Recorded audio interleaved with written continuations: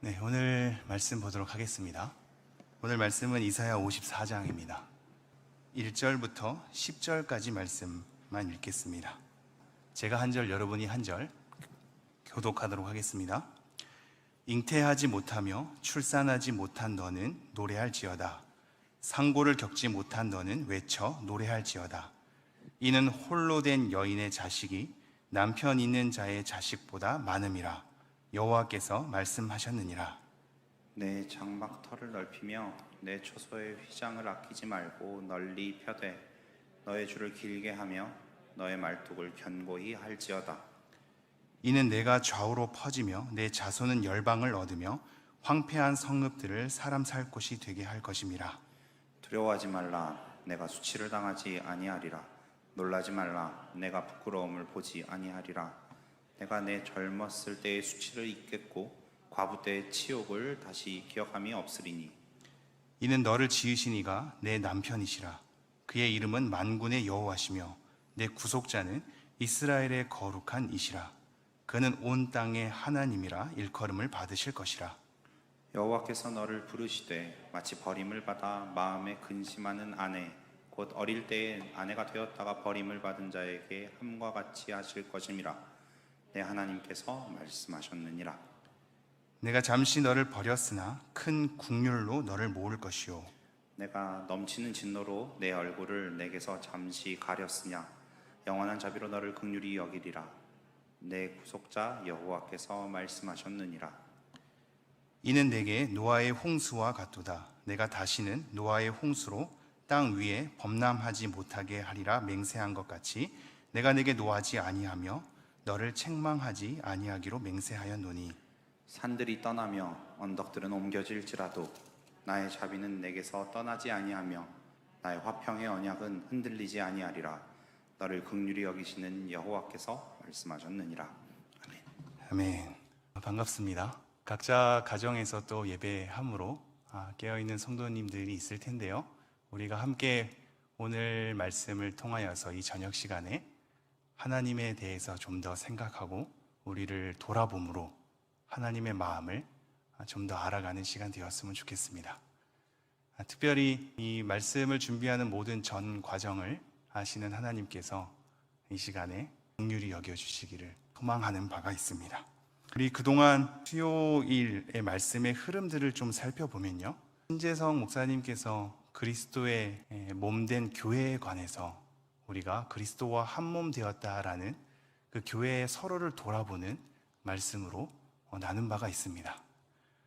그리고 나서 이경동 목사님께서 시편 84편을 통하여 깃딧이라는 그 표제어의 의미 중 하나인 포도주 틀에 대한 의미를 교회로 보면서 교회가 포도주 틀로서 직조해낸 고백, 주의 궁정에서의 한날이 다른 곳에서의 첫날보다 나은즉 악인의 장막에 사는 것보다 내 하나님의 성전 문지기로 사는 것이 좋사오니 라는 걸 통하여 우리가 사모해야 할 곳이 어디인가, 우리 교회가 직조해내서 보네포의 고백처럼 우리의 고백을 담아 하나님을 향하여서 찬미해야 될 내용이 무엇인가를 우리가 함께 살펴보았습니다.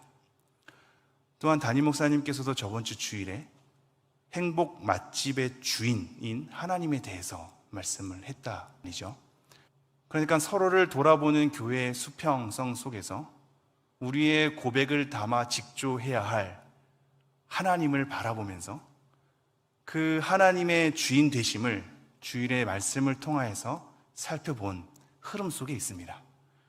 그러므로 오늘 말씀은 이러한 하나님에 대해서 계속 주목하고자 합니다. 하나님이 과연 어떤 분이시며 무슨 일을 하셨는지에 대해서 오늘 말씀을 통해서 한 번 더 살펴보고자 합니다. 이미 이 본문은 제가 월요일에 나눈 바가 있는데 그 강조점을 아래로 두고 그 위에 또 다른 헤아림으로 좀 더 보충해 나아가도록 하겠습니다. 먼저 우리가 우리에 대해서 좀 살펴봐야 할 것이요, 사실 성경 곳곳에는 우리의 믿음의 자리가 어떠해야 하는지, 우리의 믿음의 삶이 어떠해야 하는지 굉장히 많은 곳에서 지면을 할애하여 우리에게 권면을 하고 있단 말이죠. 그런데 그런 믿음의 자리에 대한 권면이 우리가 어떻게 믿음을 가지고 살아내야 할 우리의 책임에 관한 삶의 문제가 어느 내용과 연결되어 있느냐면요, 하나님이 어떤 분이시며 우리에게 어떤 일을 행했단 말인가와 연결되어 있습니다. 여러분이 잘 아는 서신서 몇 군데만 봐도 이 모든 것은 다 한꺼번에 서 있습니다. 사실상 이것이 우리의 현실의 한계라고 볼 수도 있는데요, 모든 본문 그 전체를 설교의 본문으로 삼을 수 없지 않습니까? 그래서 여러 강조점을 두기가 어렵고 맥락에 따라 한 강조점만 띄게 되어 있지요. 그런데 성경은 사실상 그렇게 분리되어 있진 않지 않습니까? 우리의 믿음이 어떠해야 하는지만 적힌 성경은 없고, 우리 믿음이 어떠해야 하는지에 대한 권면 앞에는 하나님이 과연 누구시며 어떠한 일을 하였고 어떠한 은혜를 마련했으며 어떠한 일을 이루어 내실 것이기에 우리가 그 일을 마땅히 해야 하는지를 연결하고 있단 말입니다. 그러므로 오늘날 우리는 우리 믿음에 관해서 살펴보게 될 때 우리 믿음으로 매몰되는 상황으로 나아간다면 하나님의 일하심, 그리고 그 일하심을 통하여서 우리로 하여금 마련된 은혜의 자리를 놓칠 때가 많습니다. 이것은 굉장히 중요한데요, 우리에게 균형이 이루어져야 할 내용이기 때문입니다. 우리는 우리의 믿음이 어떠한가? 우리의 믿음의 진정성이 무엇인가? 나는 과연 진실하게 믿고 있는가? 마땅히 믿음을 가진 신자로서의 삶을 살아내고 있는가? 나는 믿음을 가지고 내 자리에서 어떻게 해야 하는가? 어떻게 해야지 이 모든 걸 통해서 하나님께서 이루신단 말인가에 대한 나 자신의 믿음, 내 내면의 상태, 내가 해야 될 책임으로 많은 묵상을 이룰 때가 많습니다. 그러나 그러한 우리의 돌아봄이 굉장히 중요하고, 정말로 우리가 진정으로 그 믿음을 가지고 있는가, 그 믿음으로 살아내는가에 대한 돌아봄은 굉장히 매일 점검하고 필요하며 권면해야 될 내용입니다. 그러나 그 내용은 하나님이 어떤 분이시며 어떤 일을 하셨는가에 대한 내용과 균형을 이루어서 가야 합니다. 그렇지 않은 이상 우리는 우리 확신에 매몰되고 우리 믿음의 상태에 매몰되어서 하나님의 일하심은 온데간데 보이지 않고 내 의가 쌓아지거나 나에 대한 죄책으로 내 무덤을 파는 경우가 많이 있기 때문입니다. 참으로 어렵죠. 항상 하나님을 생각하면서 우리를 생각하고 우리를 생각하는 그 지점에서 하나님을 생각해야 하는 이 균형이 우리로 하여금 우리가 참된 믿음을 걷게 하거니와 하나님을 제대로 찬미하게 합니다. 그렇지 않고 우리가 우리 믿음에 매몰되었을 때는 어떤 상황이 되는가? 여러 말씀을 살펴볼 텐데요, 왜 이러한 우리 믿음으로 매몰되게 되었는가도 사실상 중요해서 이것이 원래 시대의 흐름이 있거든요. 시대의 흐름 가운데 우리가 자기 확신과 자기 감정과 자기 진심과 자기 삶에 대한 책임에 매몰되어진 시대적 흐름이 있습니다.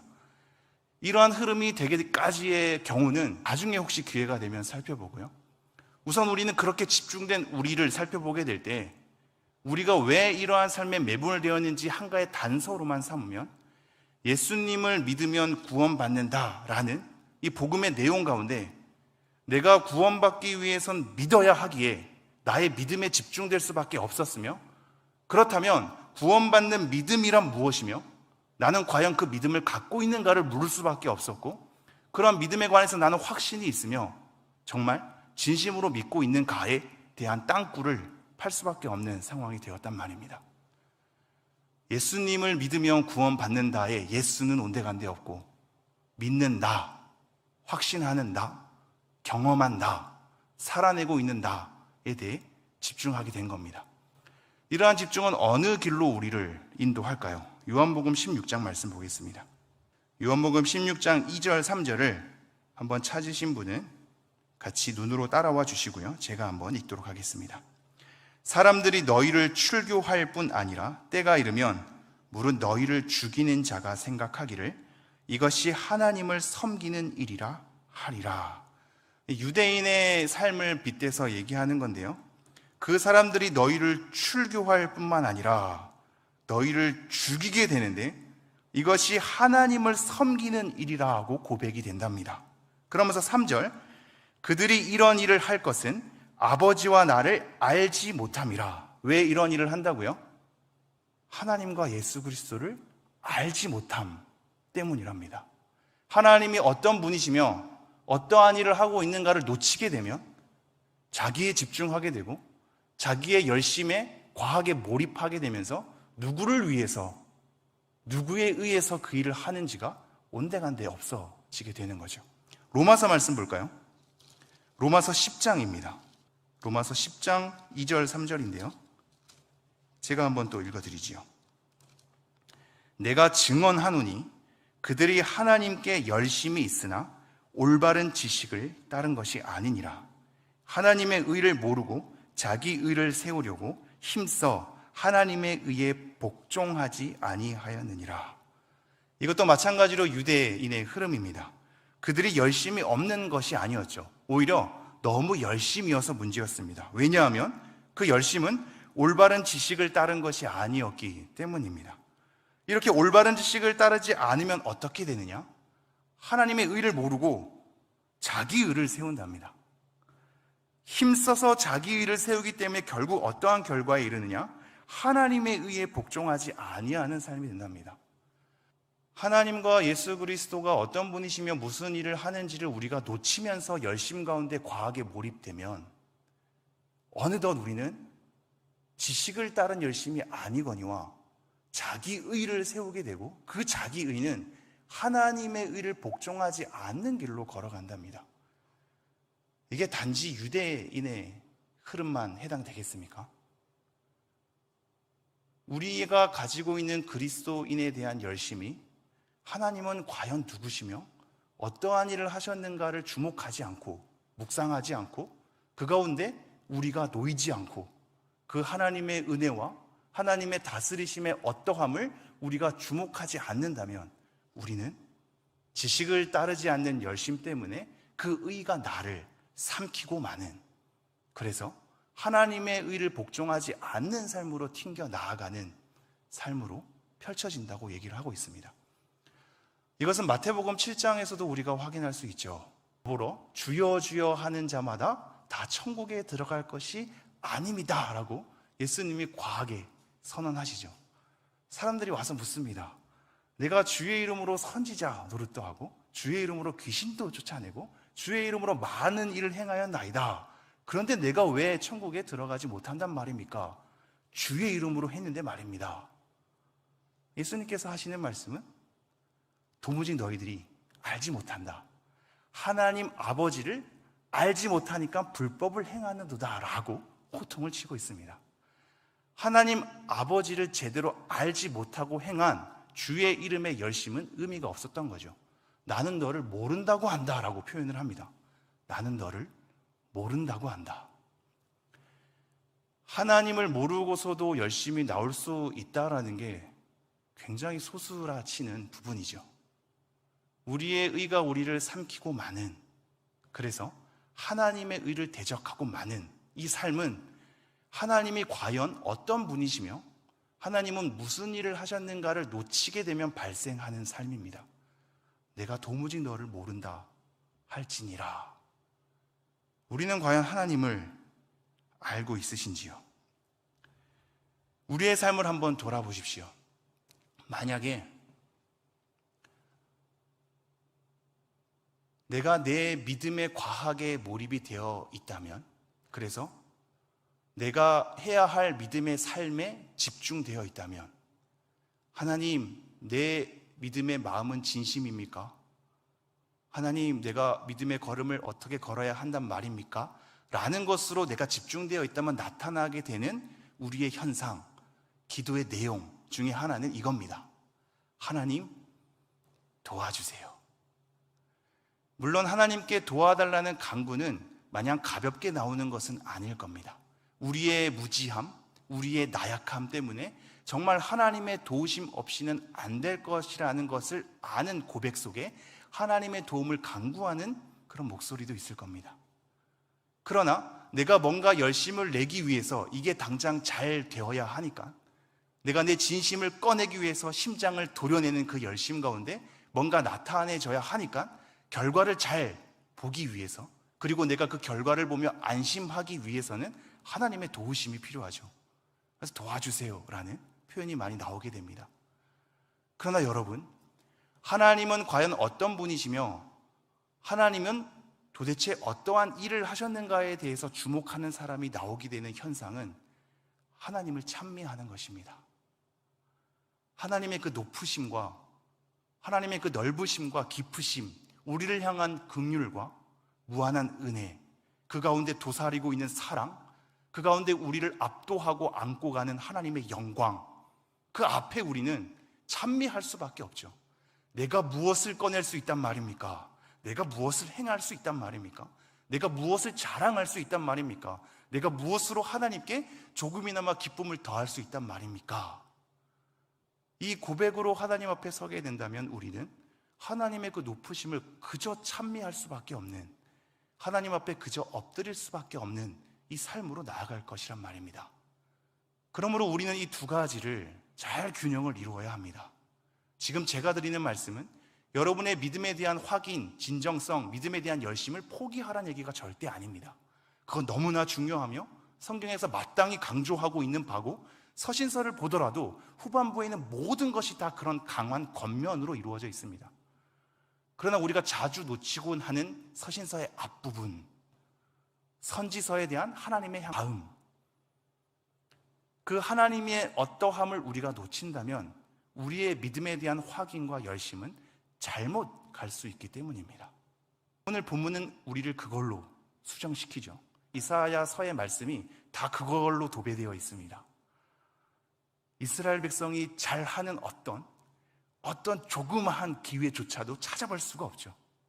그저 하나님께서 받아주시고, 하나님께서 구속함을 이루어 주시고, 하나님께서 미래에 성취할 것에 대한 은혜를 알려주시고, 하나님이 어떠한 분임을 우리에게 강하게 나타내시며, 그러기에 그 모든 찬송을 받기에 합당하신 주님임을 다시 한번 주목하게 하신단 말입니다. 우리는 오늘 이것을 주목하고 있습니다. 이것만 주목하진 않지만 이것을 주목하고 있습니다. 이것을 주목함으로 우리 믿음의 자리로 가야 할 것입니다.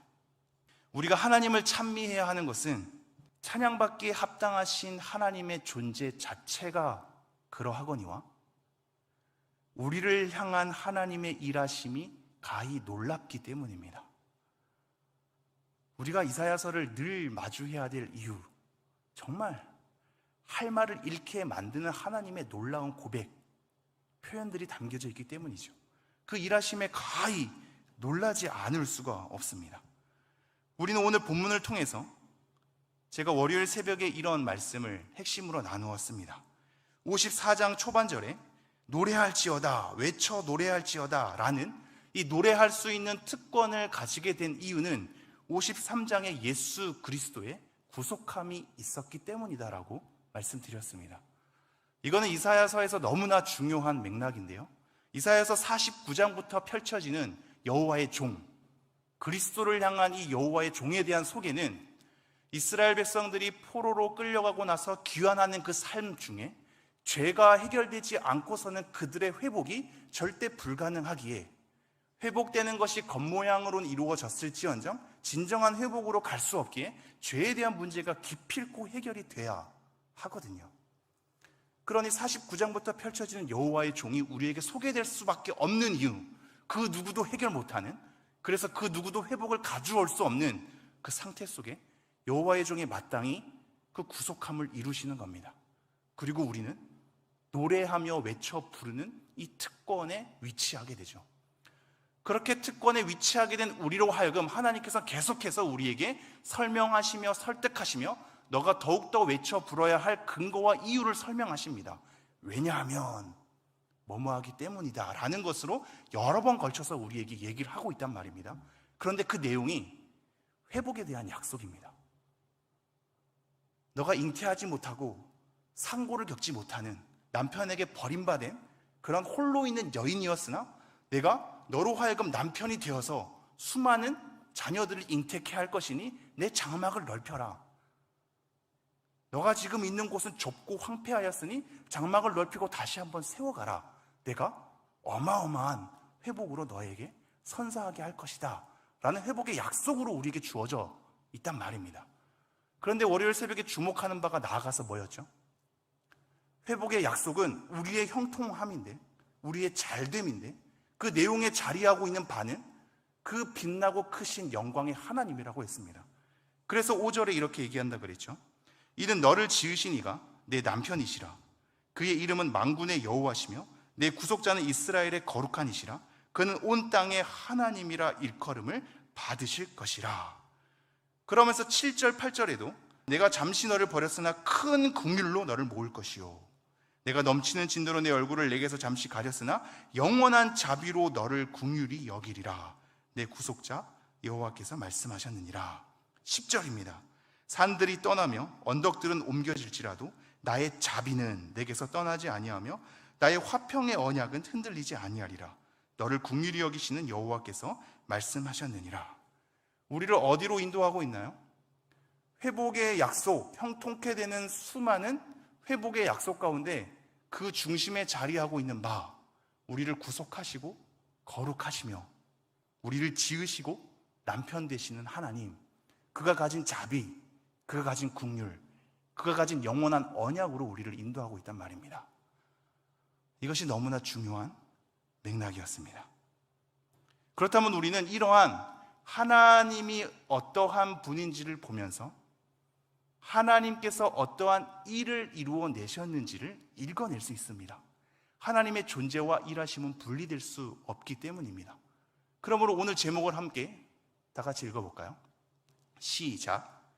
주의 일하심을 주목해야 할 이유. 우리가 하나님의 일하심을 주목해야 할 이유, 그것을 오늘 본문을 통해서 우리가 살펴보는 중에 있습니다.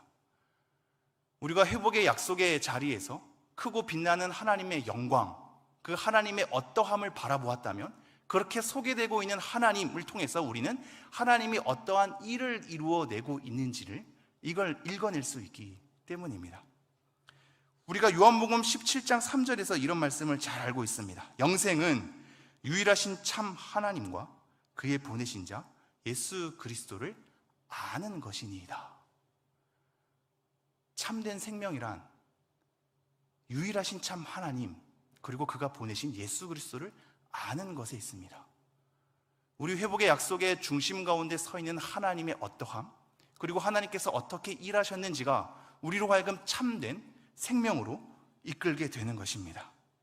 신기하게도 이런 하나님의 존재와 일하심은, 그리고 이런 하나님의 존재와 일하심에 대한 알문, 하나님을 찬미하는 것과 긴밀히 연결되어 있습니다. 그것이 우리가 주의 일하심을 주목해야 할 가장 근본적인 이유인데요, 하나님을 찬미하는 삶으로 이끌기 때문입니다. 에베소서 1장으로 가볼까요? 에베소서 1장 17절부터 19절까지 말씀 제가 읽어드리겠습니다. 우리 주 예수 그리스도의 하나님 영광의 아버지께서 지혜와 계시의 영을 너희에게 주사 하나님을 알게 하시고, 지금 바울이 에베소 교인들을 향하여서 기도하는 내용인데요, 지혜와 계시의 영을 주셔서 하나님을 알게 하시길 원합니다. 왜 그러냐면 18절, 너희 마음의 눈을 밝히사 그의 부르심의 소망이 무엇이며 성도 안에서 그 기업의 영광의 풍성함이 무엇이며. 우리의 마음 눈을 밝히사 어떤 것을 알게 한다고요? 그의 부르심의 소망이 무엇이며 성도 안에서 그 기업의 영광의 풍성함이 무엇인지를 알게 하는 것이 필요한답니다. 그러면서 19절, 그의 힘의 위력으로 역사하심을 따라 믿는 우리에게 베푸신 능력의 지극히 크심이 어떠한 것을 너희로 알게 하시기를 구하노라. 우리가 가지고 있는 성도로서의 풍성함, 그 기업의 영광이 가지는 풍성함, 우리에게 베푸신 능력의 지극히 크심, 그것을 알기를 원한답니다. 왜 이것을 알기를 원했을까요? 그 앞부분에 보면 14절만 제가 읽어보겠습니다. 이는 우리 기업의 보증이 되사 그 얻으신 것을 속량하시고 그의 영광을 찬송하게 하려 하심이라. 그러면서 15절이 이로 말미암아 라고 되어 있죠. 이 앞부분의 내용이 삼위일체에 대해서 다 언급하면서 영광을 찬송하게 하려 하심이라, 그의 영광의 찬송이 되게 하려 하심이라 라는 것이 3번 반복이 되어 있습니다. 하나님의 영광의 찬송을 부르는, 그리고 찬송이 되게 하는 존재가 되기 위해선 기업의 영광의 풍성함이 무엇이며 우리를 향한 능력의 지극히 크심이 무엇인지를 아는 관계, 지혜와 계시의 영을 베풀어 주셔서 우리의 마음 눈을 밝히사 하나님의 어떠함을 아는 것이 있어야만 진정으로 하나님을 찬미하는 자리에 오르기 때문입니다. 이사야 42장 8절에는 이렇게 나와 있습니다. 이사야 42장 8절. 너무 웅장한 구절인데요, 제가 한번 읽어드리죠. 나는 여호와니 이는 내 이름이라. 나는 내 영광을 다른 자에게, 내 찬송을 우상에게 주지 아니하리라. 하나님께서는 그 어떠한 영광도 어떠한 찬송도 다른 자에게 넘겨주기를 원치 않으신다고 얘기합니다. 이것은 본인이 받게 되는 영광을 다른 사람이 취할까 봐 염려되는 질투 정도가 아니라 그 대상의 존재 자체가 다른 곳으로 한눈 팔면 안 되며 그 존재가 나를 향하여서 온전히 관계를 맺고 나를 향하여서 찬미를 하며 나의 영광을 위해서 주목해서 되는 선자로서 살아가는 것이 그에 대한 목적하심이기 때문입니다. 다른 자에게 절대 주지 않는 하나님의 독보적인 관계 맺음, 어떠한 영광도 어떠한 찬송도 다른 자에게는 흘러갈 수 없는, 오로지 홀로 하나님만이 영광 받아야만 하는, 하나님만이 찬양 받아야만 하는 관계로 설정되는 것으로 우리를 인도한단 말입니다. 그래서 이사야 43장 21절에는 이렇게 얘기하고 있죠. 여러분이 잘 아는 말씀입니다.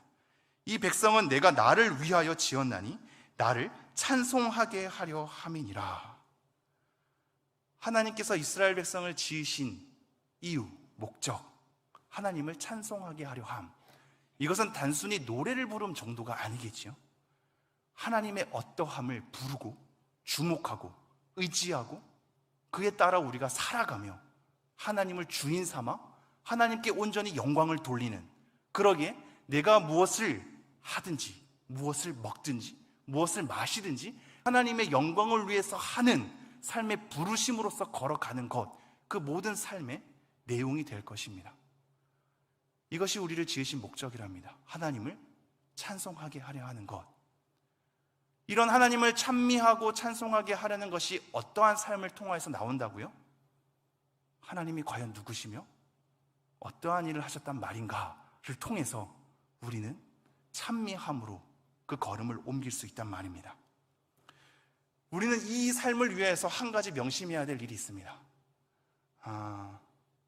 하나님의 어떠함에 대해서 명사화하는 것이 크게 좋은 것만은 아닙니다. 하나님의 어떠함, 하나님의 일하심에서 명사화하는 것이 좋은 것만은 아니란 의미는 이런 겁니다. 명사는 수많이 나열되는 설명들을 한 가지 단어로 축약하는 거 아닙니까? 사물을 지칭할 때 성경, 긍휼, 사랑, 자비, 이것으로 축약한단 말이죠. 그러다 보니까 우리에게는 하나님의 긍휼, 자비, 사랑이란 단어가 단어로서만 들립니다. 그 안에 담겨져 있는 하나님의 어떠함과 일하심은 간과하기 마련이죠. 그냥 단어로 주입이 됐다가 단어로서만 머물고 아무것도 남지 않는 경우가 있단 말입니다. 이것을 명사화한다는 표현을 쓴 겁니다. 명사화하는 건 때론 좋습니다. 왜냐하면 길게 장황하게 나열되는 모든 설명들을 하나로 축약해서 단순화하기 때문입니다.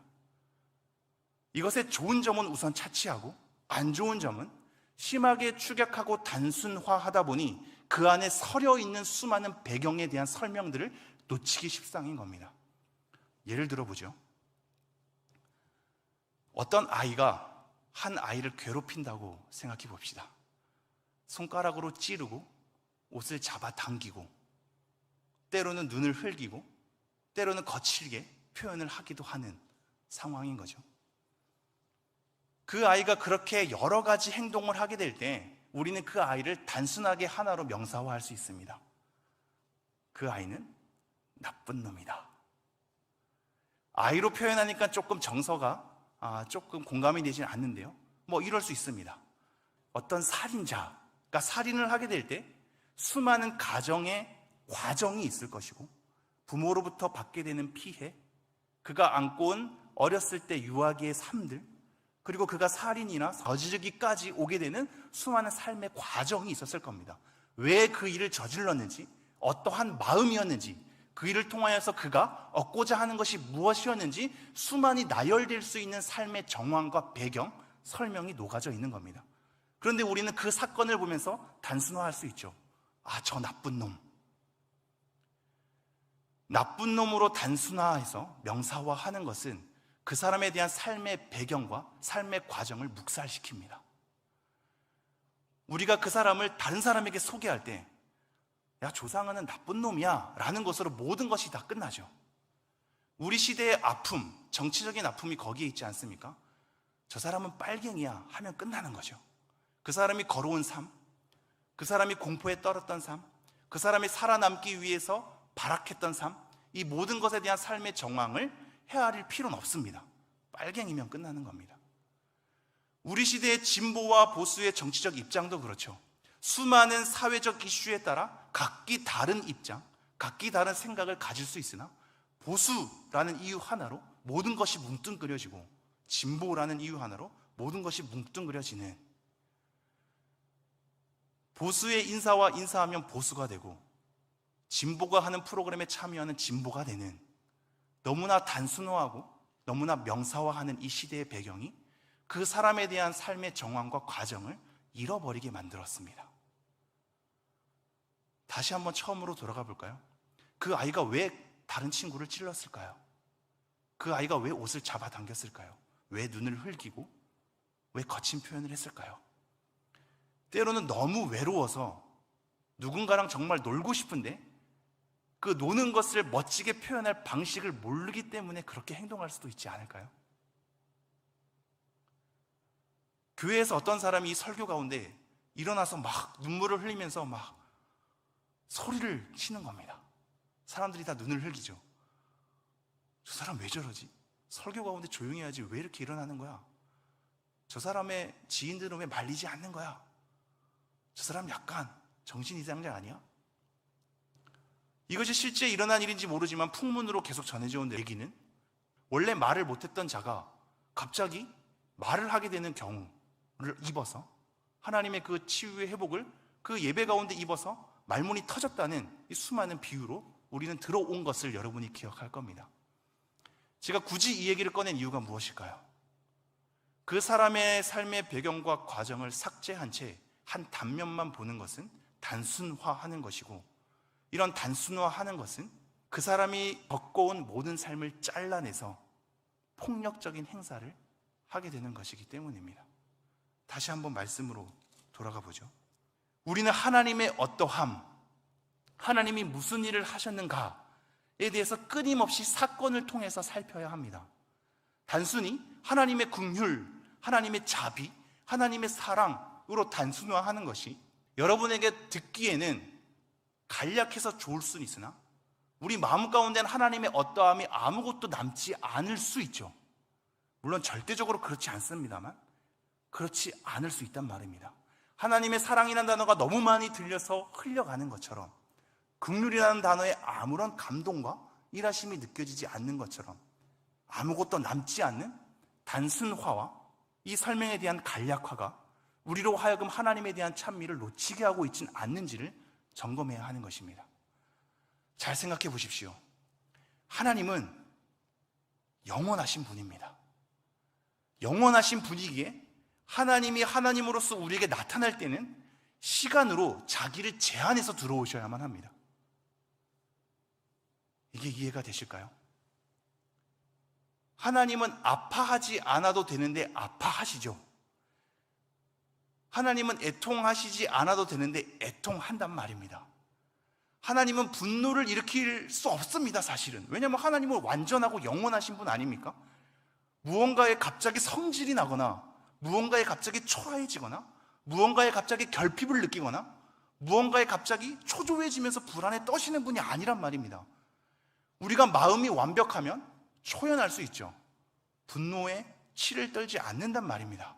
그런 영원하신 하나님이 성경을 통해서 비춰지기는 분노의 하나님으로, 질투의 하나님으로, 아파하시고 후회하시는, 이때 후회는 내가 잘못 행동했다라는 그런 후회가 아니라 마음 아파하시는 그 아픔이 사라져 있단 말입니다. 영원하신 하나님이 어떻게 그럴 수 있을까요? 시간의 단면 가운데 우리에게 소개되고 있기 때문입니다. 영원하신 하나님이기 때문에 그러지 않으신 분이 시간 속에서 우리와 함께 사건을 통해서 우리에게 비춰주신단 말입니다. 사건을 통해서 우리에게 하나님의 어떠함을 드러내십니다. 그리고 그러한 사건을 모아서 영원하신 하나님께로 향하게 하시죠. 사건의 하나의 단면만으로는 평가될 수 없는 하나님의 연속한 일하심을 수많은 시간에 담아서 그들로 하여금 경험하게 한단 말입니다. 추상적이거나 간략한 명사화된 단어로 우리에게 던져주시는 분이 아니죠. 창세기부터 요한계시록까지 모든 사건을 일으키십니다. 출애굽의 모든 사건을 일으키시고 나라를 만들어가고 포로로 끌려가고 회복되는 모든 과정을 일으키시죠. 하나님께서, 영원하신 하나님께서 그것을 단순화할 수 없었겠습니까? 창조하고 아담과 하와의 범죄에 타락한 이후에 바로 회복할 수 없었겠습니까? 그러나 지진한 과정을 겪게 하시죠. 수많은 사건을 경험하게 하신단 말입니다. 시간 속에 들어와서 그 시간 속에 우리를 단면으로 경험하게 하시죠. 그리고 그 단면은 겹겹이 쌓여서 영원하신 하나님으로 향하게 하시죠. 수많은 시대를 거스려서 우리를 초청하시고 경험하게 한단 말입니다. 우리는 그걸 읽어내야 합니다. 우리 삶 가운데 단면으로서 하나님의 어떠함을 평가하고 사라져버리는 것이 아니라 성경에서 계속적으로 언급해서 수많은 시간의 단면들이 모아서 입체로 형성되는 하나님의 어떠함을 우리는 받아들여야 하며, 그러기에 명사화가 아니라 수많은 사건 가운데 기나기게 설명되는 하나님의 어떠함을 다 배워나가야 합니다.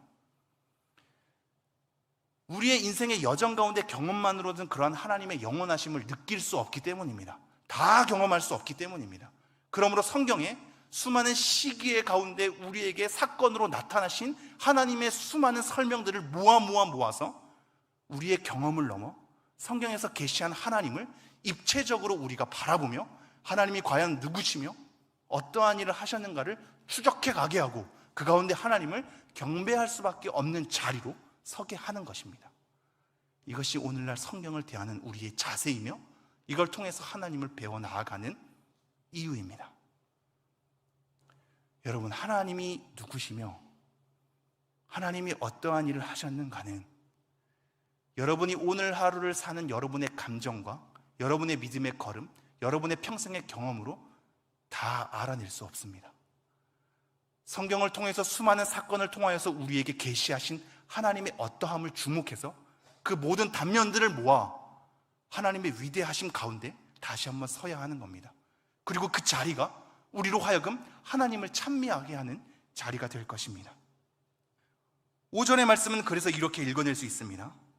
이는 너를 지으신 이가 내 남편이시라. 그의 이름은 만군의 여호와시며 내 구속자는 이스라엘의 거룩한 이시라. 그는 온 땅의 하나님이라 일컬음을 받으실 것이라.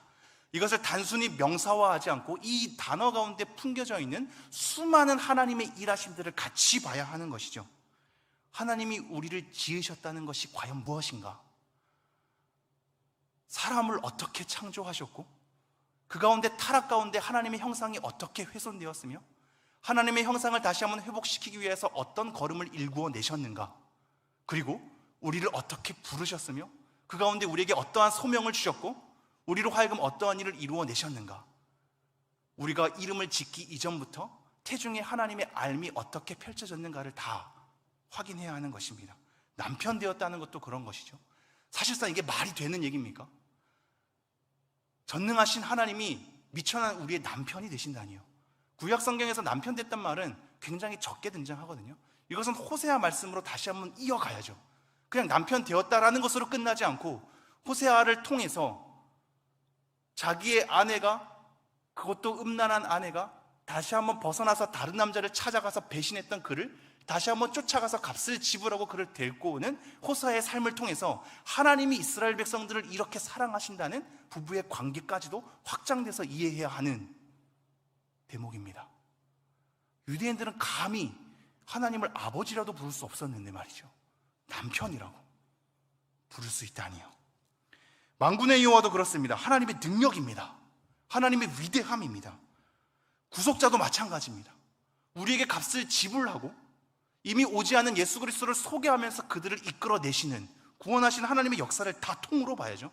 그러한 하나님은 거룩하시니 레위기를 통하여서 수많은 율법의 가르침, 정한 것과 부정한 것이 무엇이며 그러기에 하나님께서는 어떠한 것을 원하시는가를 분리의 개념과 구별의 개념을 통하여 그러나 그 영역을 넘어선 하나님의 확장의 개념으로 다 이해해야 할 대목. 그러한 하나님은 단순히 이스라엘 백성만 사랑하는 것이 아니라 온 땅의 만물의 산들이 모든 바람과 꽃들이 찬미해야 할 마땅한 하나님을 우리에게 소개하고 있습니다. 그러한 하나님이 9절 보겠습니다. 이거 보고 마무리하죠. 이는 내게 노아의 홍수와 같도다. 내가 다시는 노아의 홍수로 땅 위에 범람하지 못하게 하리라. 맹세한 것 같이 내가 내게 노하지 아니하며 너를 책망하지 아니하기로 맹세하였노니. 지금 맹세란 단어가 나옵니다. 하나님께서 우리에게 맹세하신다니요. 이것이 가지고 있는 뒷 배경은 무엇일까요? 하나님의 자기 제한입니다. 하나님의 자기 제한. 맹세라는 것은 내가 이제는 이러지 않을게 라는 것 아닙니까? 노아의 홍수를 통해서 무지개로 약속하셨듯이 내가 다시는 이 물로 너희들을 심판하지 않을게. 하나님은 이후에 충분히 그러실 수 있는 분이나 그러실 수 있음을 자기 제한하시는 것을 맹세의 단어로 담아서 우리에게 표현하시죠. 너네들을 절대 버리지 않을게. 이제 분노로서 멸망하게 하지 않을게 라고 맹세하신답니다. 자기가 자기를 제한하시는 거죠.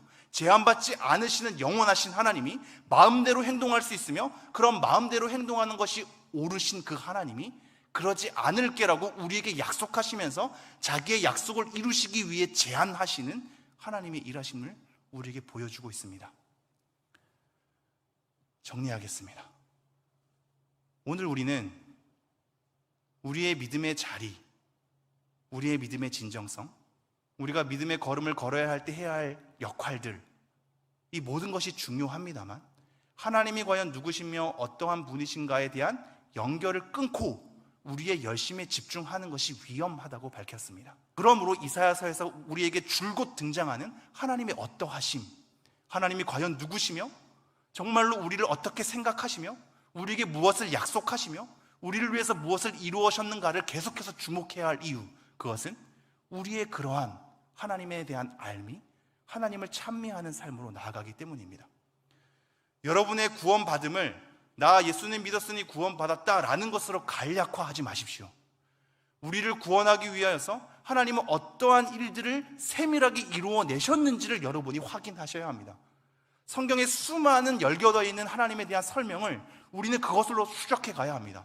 나 예수님 믿었으니 구원받았어 로 끝나는 것이 아니라 나를 위해서 내가 믿기 이전에 성령님이 내 안에서 어떻게 역사하셨는지, 그리고 그 역사가 나에게 온전히 적용되기 위해서 예수 그리스도가 하나님의 그 동등하신 분이 자기의 비움을 통하여서 종의 형체로 육체를 입고 나서 우리에게 종됨의 형태로 율법을 철저히 순종하시고 십자가의 사건을 이루시고 죽으신 것만이 아니라 살아나셔서 우편에 오르신 사건까지, 그리고 우리를 중보하시는 것까지, 그러한 예수님의 십자가 사건이 우리에게 적용되도록 우리 안에서 먼저 일하셔서 믿음을 불러일으키시는 것까지, 그리고 그 믿음을 통하여서 우리의 죄를 용서하시고 다시 한번 우리의 지정의가 변하여서 하나님의 사람이 되게 하는 것까지, 이걸 통하여서 우리의 신분을 변화시키시고 우리가 그런 변화된 하나님과의 관계 가운데 우리의 죄를 억제시키는 성령님의 일하심과 새 사람으로서 소생케 하시는 성령님의 일하심이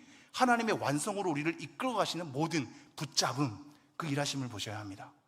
단순히 믿었으니 나는 구원받았어가 아니란 말입니다. 우리의 삶의 자리를 확인하며 하나님의 어떠함을 주목하여 하나님을 찬미하는 여러분이 되기를 소망합니다. 그리고 그러한 찬미함이 우리의 믿음의 자리를 확인하며 하나님께서 일하시니 나도 일해야 된다는 연결 가운데 있기를 소망합니다. 하나님을 높여주십시오. 하나님의 위대하심과 그 깊으심을 바라봐 주십시오. 그러한 목도 가운데, 주목함 가운데, 하나님의 일하심을 바라보는 가운데 그러한 찬미 가운데, 하나님께 영광을 돌리는 삶 가운데 우리의 믿음에 열심히 자리하기를 간절히 소망합니다. 기도하겠습니다. 하나님, 오늘도 이사야 말씀을 통하여서 다시 한번 하나님을 바라보게 됩니다.